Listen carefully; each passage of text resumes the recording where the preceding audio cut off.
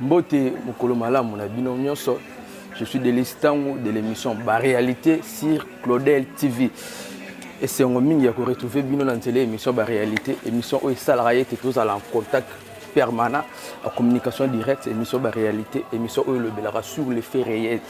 Quand on est seul, on va vite, mais quand on est deux, on va plus loin. Et le on a bino ensemble, on a bino network de musique. Et on a des commentaires, des suggestions, des conseils na bino sont toujours les bienvenus pour être essungabi surtout améliorer sur tout ça koleka. Les lois ils ont les quatre où ils ont rentré des classes, la rentrée scolaire, ils ont prévu les lots par le ministère de l'enseignement, mais bino tout boye date officielle reconnue. Ils ont les lots qui tient à quatre terrain. Notamment dans l'institution où est le membre de l'école, comment se déroule, comment l'ambiance n'est pas dans mon couloir, où ils ont rentré des classes. Est-ce que Bana va répondre présent? Ambiance, surtout l'ambiance, par rapport aux années où aux années écoulées, nous avons en tant que journée prévue pour la rentrée des classes, tout y est bandé déroulé. Donc, et l'on a une émission de réalité. Claudel TV, à passage, je salue la baronne Claudel Nzoko. On est vraiment ensemble, des bons moments à vous. Donc, on est. Bonjour monsieur. Bonjour. Mon émission est brisque parce que c'est déjà connu que la rentrée scolaire est à l'élo. On a tout ça la tour, la case de l'école, comment les heures se déroulent. Début à rentrée scolaire, début à rentrée zandengé. Ambiance les oreilles. Bonjour, on va se présenter. Institution la bino comment on. Bon, institution la biso comme nango collège Sainte Devenir.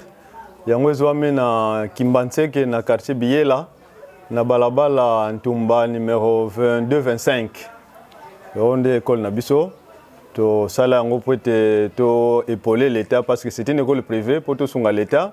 Bana batanga pe na ndenge malamu. Ah on a quatre école Sainte Devenir zwami na Biela. L'attribution de tâche nini aux années à la école. Ngai d'abord comme on a monsieur Lambert na nous ntikana toi ngai directeur de l'école primaire il y a collège Sainte Devenir. En tout cas ça c'est bien. Peut-être une question de ça au monde une question il y a encore zolo ba makambo ngazo une question de est-ce que vous êtes au courant que aujourd'hui ils ont rentré des classes? Oui. D'ailleurs, la rentrée, la rentrée a déjà commencé depuis le 30, rentrée d'enseignants. Bisoba administratif, tout déjà avant, pour nous préparer. Les 30, tout ça, les réunions, les documents pédagogiques, les 4, les mais malheureusement, la rentrée est très timide. D'ailleurs, on va y arriver. Question où il y a quelle est votre impression, sentiment dans les années? Parce que nous sommes la classe école Sainte Devenir, même pas un élève, tout le monde, même pas tenir à corbeau noir et blanc, tout le monde. Sentiment impressionnant par rapport à ces années. Bon, sentiment il y a timidité. Vraiment. Parce que Bala qui va se préparer, direction à se préparer pour être en babana. Et moi, je suis azate. Donc, je peux se et je peux déjà début à retard même dans le programme scolaire. Vraiment, un sentiment de timidité, chef d'établissement, mais sentiment de timidité par rapport aux Anissa, le programme de la classe, il y a des élèves. Cause immédiate, cause proche selon vous, et vos années. Cause proche, en soi, d'abord, c'est le gouvernement.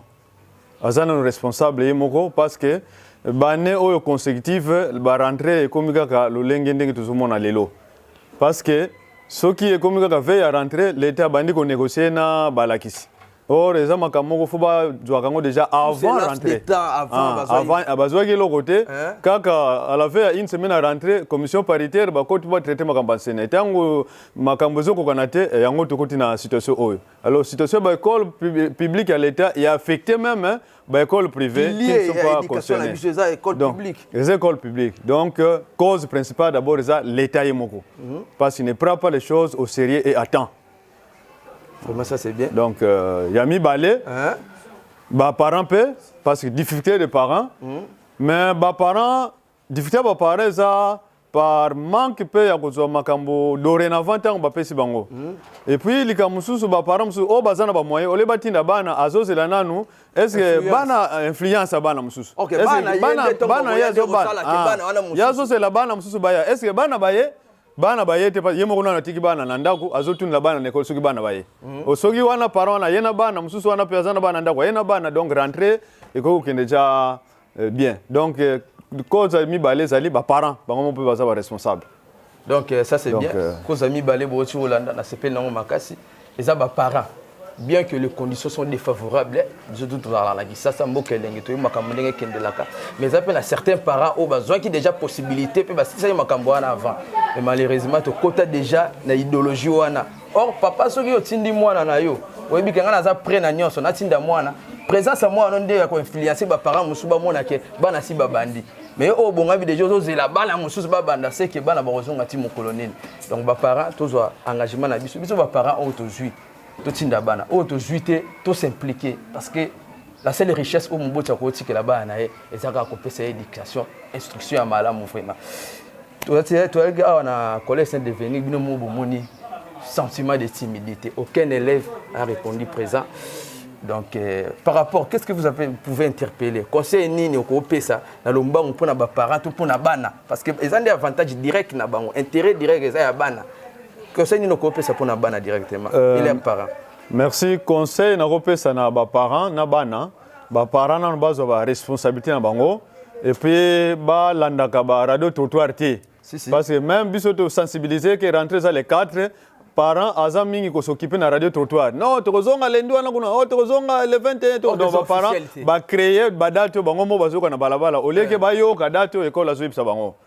Ça c'est de un. Deuxièmement, les parents baza prêt batinda bana pour être banda musala pour faire ça retard parce que ce qui programme est retard baza affecté mingi ezabana bana de baza na perte makasi mais wana ba parents pe bazo ko chango likebité or nous l'école nous sommes déjà prêts pour être banda lelo ko tangi ça passe makam nous déjà mis en place des balaction moko moni bango baza sur place ngamo directeur nazali donc des fois on a besoin de tout ça là bana pour être démarrer donc voilà au moins conseil na ko pesa ba parents batinda bana pour être tout banda maté ya ndenge yango esengeli. Donc voilà le mot de la fin. Oboti na siroyoki mona kela suyoki botinda bana. Awa be école est déjà ouverte bazo zela bala kisi baza wana présent. Chef d'établissement est présent. Je pense dans toutes les écoles c'est les mêmes botinda bana baya kela c'est bandi le lobo ya bolanda ba radio trottoir té. Communiqué officiel zala qui a débit à rentrer des classes pour aujourd'hui. Oyoki Yomo vivre réalité que classe bandi donc tinda bana na kwa émission ba réalité tozotambola poto yeba ndenge nini ambiance ezali lelo ndenge nini rentrée scolaire zo deka donc à bientôt tous ensemble mbote mama mbote papa santé malamu malamu amono na kimbangi na kitambala ozana identité ba kimbangiste naza kimbangiste papa c'est que bien yango mama est-ce que vous au courant est-ce que vous na boyebi kelelo bana bazuni kelasi toyebi ke bana bazongi classe kasi na bokozanga ya biso ba para biloko mususu na to sombi te mbongo ezate bafuti pe ba lakisite eloko esali biso susu pasi yangwana toyebi ke eta mususu lendi bana bakuki kozonga classe mais nzambe asunga bakonzi na biso bafuta ba mesi balakisi bazwa mbongo po bazwa makasi ya kotangisa bana na biso po mokili oyo bakoya simane bakomema yango ndenge bango pe bazomema bana oyo nyonso bazotangisa bana pe bazwa mayele po bango pe bakoma na place ya bango bakonzi bazali mama nasir tokutano na nzela seko hotel déjà banzelo tamboli sentiment na yo na nzela niveau bana omoni bana bazana en plaire moni batamona na classe monter na nzela na monika moko mais baza penza mingi te donc esalinga kutu passe po to iba ke classe kozonga les 11, les 4, mais bana bamona nité. Mais bah tout ça le besoin faut terminer par parents bolima on radio trottoir trop. Ministre a officialisé déjà classe ils ont les 4. Bon moi na nzela mo boti msolo ba ils ont les 10, 11, ils ont les 18. Est-ce que date officielle bino ba parents bo créer kango to comment? Maman. Biso ba parents to yoka ki déjà que classe ils ont les 4. Mais to yebe lo ni sali bongo te. Donc ebele on est sali bongo te ou ba bot ou bazali ke ba kokisi de makamunya so bana bango e bazo zela kara bana baba ndebele pour batinda bango mbala moko okolo bani pona ba bot wana pour ba messieurs na ba enseignant baza assis place bazo zela bana ba ya quel que soit les cas sinon ta classe est prévu ezonga lelo bazo zela bana mais mon boti mususu mona azubana bo bana na ndako kuna bilo na binoza ko kama bo kende kaka so bana bazonye ebele pona mon boti wana conseil ko pesa wana mon boti wana pesa conseil ni ntango bana ozokokisi biloko ya bana na yo tina bana na klasi bakende koyekola kolanda oyo baninga nano bazwi te mais yo tinda ya yo bazwa deja makoki makambo oyo balakisi bakopesa deja oyo wana bakoya baza na retard. Ok, merci beaucoup maman pour notre temps au Pessibiso. Émission de réalité toujours on est là. Nous allons continuer toujours dans ma établie rentrée scolaire. Nous allons aller partout koyeba cause immédiate et ça que ambiance. Nous savons les lois jour rentrée sur mais ambiance c'est ça vraiment à kolala. Une ambiance il y a timidité donc il y a d'autres qui te koyeba côté de l'autre ko awa et pas bato ba sala ba uniforme au bana batangela. Ba confectionnaire tout ça mbote ndeko. Mbote papa. Bolimbisi muketo kiti on a carte à télé en plein service. Neni ni mamba rentrée scolaire pour na mono déjà bleu. Teni na biso na RDC à la bleu na blanc. Déjà où ton bleu c'est que ton rappé pembe. Rentrée scolaire au bando banda au salon. Ça d'ailleurs combien de temps de vous au salon? Bon, on a bêti 8 ans. 8 ans déjà au salon. 8 ans. Différence si on conseille la biso par rapport à la rentrée au LDK 5 ans ou 2 ans une année passée la rentrée à l'eau. Est-ce qu'il y a une différence dans la classe? Les amateurs, les différents baranté na biso au moment où 2020-2021 où tout ça on a un peu de difficulté parce que il y a besoin de pêcher sur corona à part corona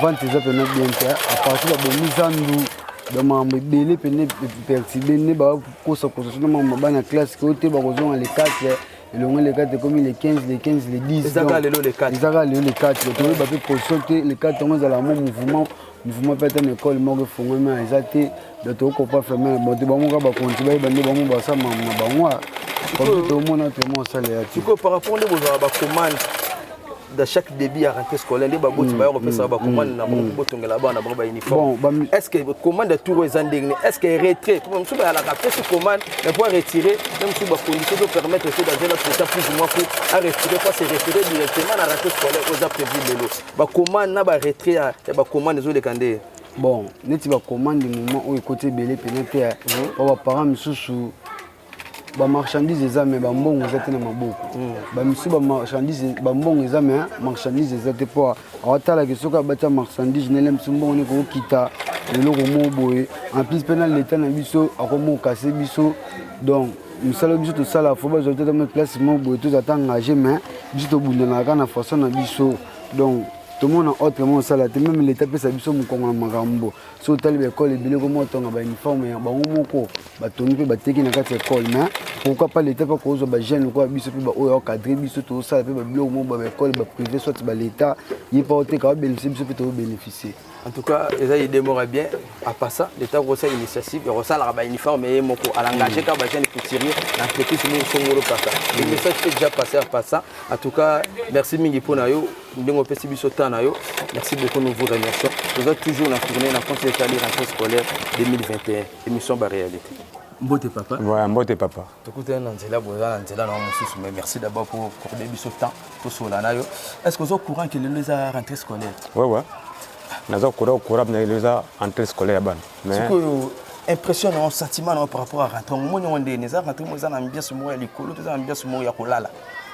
Bon normal benda ambiance ezati ningi benda entrée zalaka ezab na bongote. Solo on ça les pas ambiance ezala bongote pour rentrer za ka rentrer. Demi zo to tanga rentrer ka scolaire ya ngona ka rentrer scolaire. Est-ce que la différence c'est comment ambiance za kolala rentrer za nezate ko tourner pe un long moment un long parcours tout le monde a pu mon uniforme était et là on est au salon cause na ngozani bon cause des aboy bon na éviter pour ba kabisa belé ko koloba mais cause des aboy ni tinanga na koloba pour nga cause des aboy nana ngani tinanga boy nana tini mona l'école té pour nini nana le côté difficulté mbongo ezate ba para bana mbongo té donc boy na tina bana l'école penza ezate capacité penza ezate bon to éviter l'état la biso ou bien ministre na biso ya l'école on a évité bazolo la biso nini bino siko papa un moto qui est toujours na moi temps au ba pesa bino malgré tout l'état a avoué que temps au cause ya coronavirus besoin temps ya rentrer ya vacances de nez à la temps moulé papa va se préparer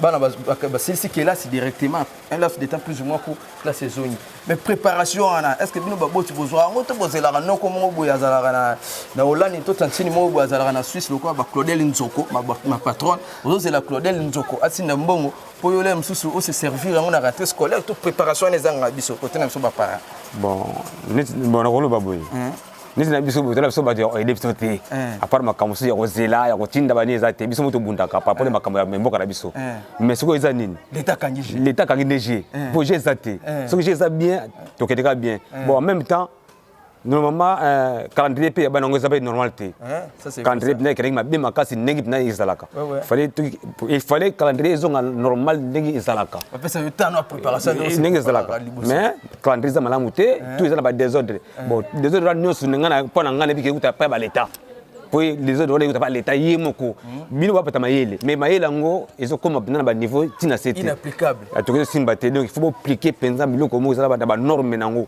surtout ba norme na mboka c'est ça te bino bote mulaka to boyebi ke ba norme ezate na mboko oyo mais tozo bunda kana ba tracasserie surtout tracasserie eleki makasi na mboka na biso boyebi yango bino pe boyebi yango po ata bombali mais boyebi ke tracasserie ya makasi botambulaka na bino te bofana bino ba bureau na bino ba bon ndebite ndenge boningaka mais na bala mboka penza bopesa so loko te to nyoka mapena na biso bala mboka to nyoka mamenga na zo senga aide penza izala prenez-vous en charge l'état congolais tandis que la saison l'état continuer au Bundane, au Bundara. Déjà, la conjoncture actuelle se connaît de tous. Sur les Congolais, au début, déjà, beaucoup Congolais qui sont toujours. Mais tout continue au Bundara. Quant à l'État congolais, ils ont un engagement. Donc, merci beaucoup pour la disponibilité à temps. Vous avez une émission de réalité sur Claudel TV. Toujours continuer à Makamba. Bonjour, bonjour mon frère. En tout cas, excusez, et merci déjà pour passer ce temps à Solana. Vous avez passé, mais pour accorder ce temps, c'est un geste à louer. Est-ce que vous êtes au courant que les rentrée scolaire? Bon, rentrée scolaire est allée, hein. Rentrée scolaire est allée. Mais apparemment, sentiment de nous on a impression par rapport à la rentrée molelo. Est-ce que visibilité à rentrer, bana bazungi ne ba rentrer zalaka. Toyo senti au moins on est ni rentrer. Bon, rentrée scolaire à l'élo, tous vraiment déçu pour ba parents tous vraiment na bambongo te. Mais vu que l'État insiste que bana bazonga so que va même na l'école bana bazate à cause ka bambongo makoki vraiment zate donc to koki penza ko zonga sa bana classe te l'élo. Mais tellement ils ont déjà proclamé moi quelques personnes bazongi zonga ya mukie mais ils ont vraiment bien été ma coquille pénézate dans ma coquille pénézate. Tout le monde ma coquille à la raté pas dit que ça chacun supportera sa propre charge. L'état pas dans l'engagement et pour mon bout dans l'engagement et babo tu me soucies bazali au babundi déjà pour na ba na bango. Lelo pour ba na bazonga na classe et comment mon bout il faut bunda. Et ça souhaité que devoir mon boti à sali comme il se doit à l'ukine sengela qui a zui à sali mais le comment mon boti faut bunda makasi conséquence wana ezani ba boti ba c'est ça lemba la bon ba boti belé ba kuma na bon vana ndako ba pareil belé ba monter la ba mama bima te ko kuma na tongo mama zuité ale bino nyonso wana charge wana bozong c'est la ka l'état bino beaucoup pana pe engagement na bino te bino ba boti bon ba boti tozana misala il y a des misala et des misala et ana mutu mususu asalaka a se retrouver et apena mutu mususu asalaka azwaka mais azwaka ya mukie ce qu'on a ndenge tant ya moi congé aux aki mukie et belé pena bazuma koti penate surtout mingi ba coopéra o afutaka ndaku afutaka courant afutaka mai et juleza mukie mais azana moi ba engagement attend ça sou bana na moi temps o ya mukie oyo congé pena et spécialité donc bambongo penezate bambongo penezate donc cause immédiate c'est ça kozanga vraiment donc kokite kozonga sabana na moi temps o mukie l'état peut ça qui biso donc mbongo penezate et on va foutre l'état kaka en tout cas ça c'est bien c'est pour les comptes émission ba réalité tozaka wana pona retourna oyeba ndenge ni na ambiance ya rentrée scolaire mukona lelo zolé papa Mbote oui Mbote papa merci beaucoup pour notre temps moutier au PCB surtout sur la lelo za rentrée scolaire na si oyebi que lelo za rentrée scolaire si rentrée vraiment za lelo rentrons ce que yo monyo ndé les a pitch tout ça ko lala tout ça selon bon en fait en tout cas rentrée scolaire vraiment ndé na yebi longo ndenge za la kaliboso na ou lelo ezande mon côté donc quelque part moi faille mo za quelque part faille yango uti côté sur sa faille yango za uti wa bon d'abord économie en mboka étape ma bien de dollars ils a komata ba ça là ba mbongo mais mbongo on a biso mo ya mboka za na valeur par rapport à dollar en état de dollars za mbongo mindele ba pesa on valeur ma casse par rapport à mboka na biso et puis il y a biloko to comment so bon na dollar tout le monde bon na dollar mais en état de dollars za monnaie étrangère na minute mbongo na biso moko eza ya kokita na c'est na valeur pe ba parents mingi place ba sala ba futa ma na franc futa ma dollar Mais biloko mingi na wenze etekama na franc eza bauniforme moko etekama na badollar ezopesa pema mpasi baekole mosusu avant mwana banda classe bafuta acompte ya minéval entre état parent apart baa na mbongo te donc rentre ya lelo esengi batia date ya lelo mpo baa na posa calendrier ezonga ndenge ezalaki kala baparent baa na badifficulté moya kosala autrement eza te. Donc, le ministère de l'enseignement a récupéré des calendriers scolaires. Ah, ça n'a pas ça. Le calendrier scolaire et ils ont gagné kala mais difficulté à ma case par rapport à la finance pour les parents. Est-ce que nous que ça fait dans l'état dans le ministère il y a tutelle. Oui. Manque de communication. C'est pas mon bout qui soit bien que ceux qui ont classe avant les apports va récupérer rentrée scolaire. Est-ce que ça a un problème de communication et pas l'état congolais? Bon, au fait. Neti biso na gimbatie kawa l'état na torté za ba parents mingi banda na bon télévision te banda média te donc ba pena na envoyer information te pona makambo ya mboka. Bonjour et biso na gimbatie ka do c'est la mi ba rumeur ba parents musu ba lo baka dans le vide que rentrer za les 11 musu rentrer en novembre ya ngo pesa moi mais si donc ba pena na ba pena a suivi te pona olanda ba information comme tel. Donc surtout dans Gimbatie qui est radio tuteur et Renyarami. Mutu asali tembela yolandi na information. Tant pas muningana. Ya y pas qui ko interpréter. Officiel elle a lelo et tu ko changer. Rentrer lelo l'étape a changé d'attitude. Rentrer tikale lelo. Tu ko na ba classe na institution scolaire. Ambiance ngo ele kandeni. Ba la classe de ba tongo zo tambola wana. En tout cas, ambiance c'est ça vraiment te ngana enseignants na tangisa na collège. Notre-Dame de Grâce, na Saint-Sophie, na Gimbatie, na école nganaza, toi na bane be me bane ba yekara de à Pamba. Mais école catholique. Ça peut na milieu mouvement comme tel, il y a bien été. So l'état a reçunga biso un jour attendre la peine ba école à Gimbatie que on a reçunga eza mala momi. En tout cas, merci beaucoup pour l'intervention na yo. Ouais. Eza émission ba réalité sur Codel TV. Oui. On est ensemble. Merci beaucoup. Moi na mbote. Mbote. Azomona ozotambola ozobeta bashiti na nzela ozoyunga oyebi teke lelo classe d'abord otanga oza classe 6e oyebi ke lelo classe nde ezongi oza 6e oza pré-finaliste po okende 7e lelo ke classe te poana basombi biloko te basombi bino eloko te oyebi ke biso tozwala bana mikie na kala ele soki oyebi ke rentre ezozonga kala mingi te moboti na basombeli biloko te otia mal à l'aise ozolela parce que toanda olinga classe mingi oyebi ke bino bana ntango ya lelo bolinga so classe te bon moyani te pression nini oyo tie papa po afuteli o minerval te papa naleleli ya bimbongo eza te amii so siko biloko nini oza nango na ndako to oza nango te ezosala oke classe te eloko te naza nango amii so na basombeli eloko te mais oza na susi ya kelasi naza nango jebisa papa asala effort oza na susi ya kelasi oyebisi papa asala effort naza na mposa kotanga oza na mposa kotanga c'est vrai naza na mposa kotanga siko eloko nini esalaki papa ti siko na afuteli yo mbongo te eloko esala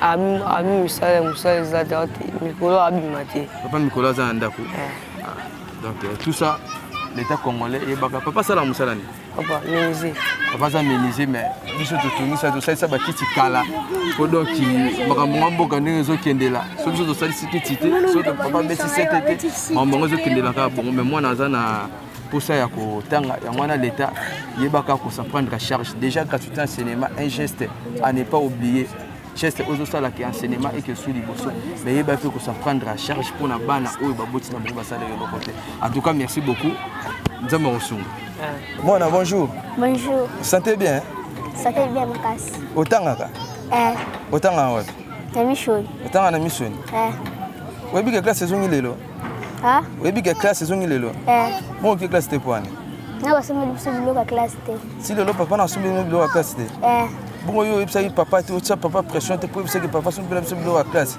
nayesaki mabaki mbongo eza te nazela nani ozela nani ntango oyebani te ozela mais yo sikoyo nde soki olingaka no classe te naningaka olingaka classe makasi oza na classe na passé 3e opassé 3e primaire en tout cas l'état congolais nde tozoloba kaka bana baza na posa kelasi réellement baza na posa classe baboti baza na makoki te et tout ça eza devoir na yo koyeba ndenge nini perfectionner bacondition de travail koyeba ndenge koyeba kofaire en sorte que la circulation monétaire ezonga de façon que ndeti mwana o papa na aza menuisier le peuple pas comme na possibilité kosalisa bakiti à tout moment parce qu'avec les pareilles conditions yango olinga sesa kiti après 6 mois après une année ezalaka après 6 ans après 7 ans parce que les conditions sont défavorables l'état yo moko sala musala émission réalité toza awa na l'une des écoles où ils ont na Kimbateke toujours dans quartier billet là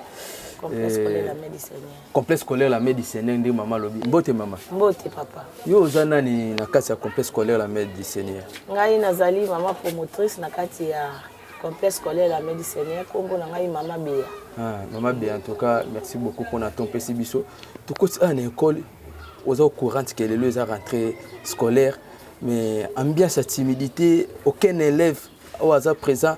Pourquoi c'est biso sentiment na ezani par rapport à réaction au bana basali mokona lelo. Bon, sentiment exacté pour quand même l'état fixé la rentrée les 4.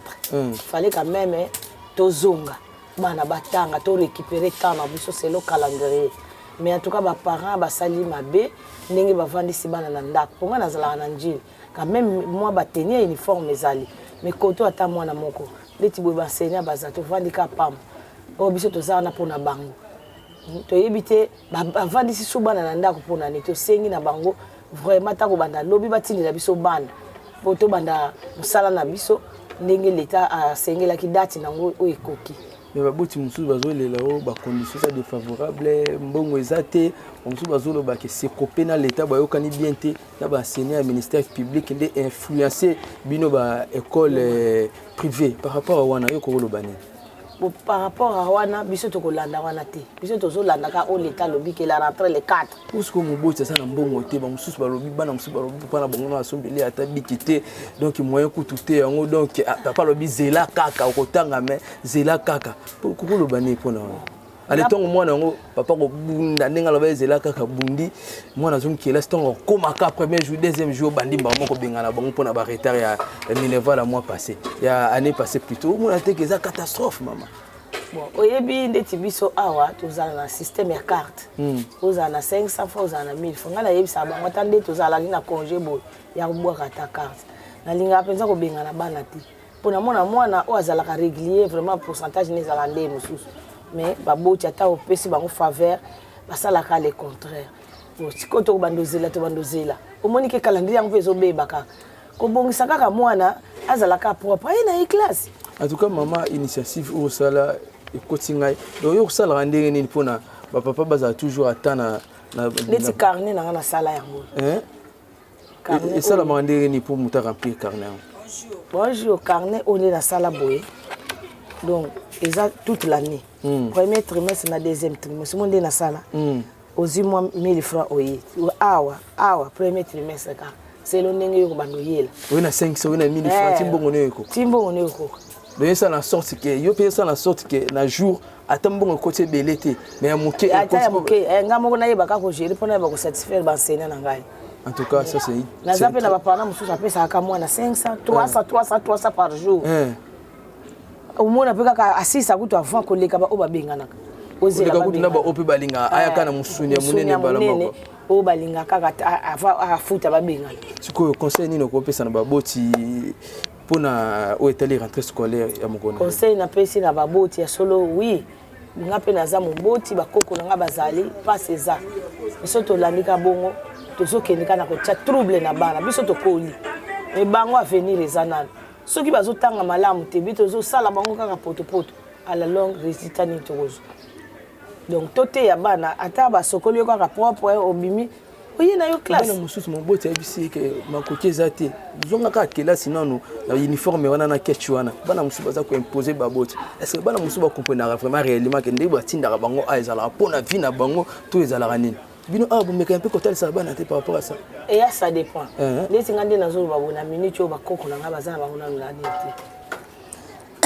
mais na yebisi bango ne vous faites pas je vais acheter vous avez des quêtes on va laver ça seulement non quand on va acheter vous allez être toujours propre na yebisi bango bon d'accord badimi na bango tosokolaka bakete oyo ake 4e primaire ayebisinga mais les conditions que je vous donne il faut que l'uniforme soit niveau chemise kaka ta chemise ezala ya bien ya sika po yango nde te frappaka ya tira mais koto ate eza nango nini te mais chemise nanga ezala kaka ya sika somona te facilité nga tentero eza combien 2500 na kozwa tentero kilo tineka to wana ya propre wana kechi nena nikibi ok na boso tozovandisa bana bon tokosuka wapi en tout cas kozongisa mwana na kelasi eza stratégie na volonté bato mosusu mpe eza maka volonté bato mosusu mpe eza maka stratégie en tout cas baboti bomeka mpe kosangisa babiloko wana stratégie na volonté so osangisi yango mwana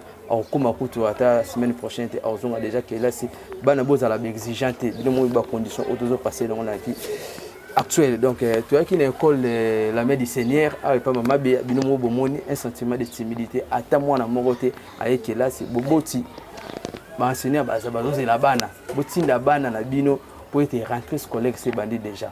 Donc il faut respecter les calendriers. Donc émission ba réalité toujours on a toujours ezala ki esengo mingi mpona ngai kopresente émission ba réalité ya mokolo ya lelo oyo totambolaki na bainstitution scolaire mpona koyeba ambiance oyo ezali ya rentrée scolaire bino mo boyoki presque l'ambiance de timidité oyo erenie na baekole mosusu toke na bakelasi mosusu tokuti 2 enfants 2 élèves seulement bakelasi mosusu bino mo bomoni ata mwana moko aza te e baparent baleli balobi koza makambo nyonso eza l'état azofuta bango te masse monétaire n'est pas à circulation, notre monnaie n'est pas bonne. Tout ça parmi les raisons où la population est bana mususu oyo ki mwana lobi ete pour ça que là c'est ali makoki ezate na yebisi papa na ngam papa lobi azela azana na mbongo te donc azela oyo banite en tout cas l'état prenez vous à charge émission ba réalité rentrée scolaire 2021 le 4 octobre binomo bomoyi ndenge leki rien à dire ça a été un grand plaisir pour moi de présenter émission moko na lelo restez scotché sur Claudel TV, la baronne Claudel Nzoko. On est toujours ensemble. Cédric Apang, le réalisateur, l'homme qu'il faut à la place qu'il faut. On est vraiment ensemble. Quand on est seul, on va vite, mais quand on est deux, on va plus loin. Boya et le monde Abisso, nous en avons besoin d'Abino. Jamais sans vous. Boya pour rejoindre Abisso. Ba conseil d'Abino, ba suggestion. Les Roussala et tout les musiques. Yangwana. Toujours, abonnez-vous massivement sur Claudel TV. Abonnez-vous massivement pour ne rien rater. Ciao, on est ensemble.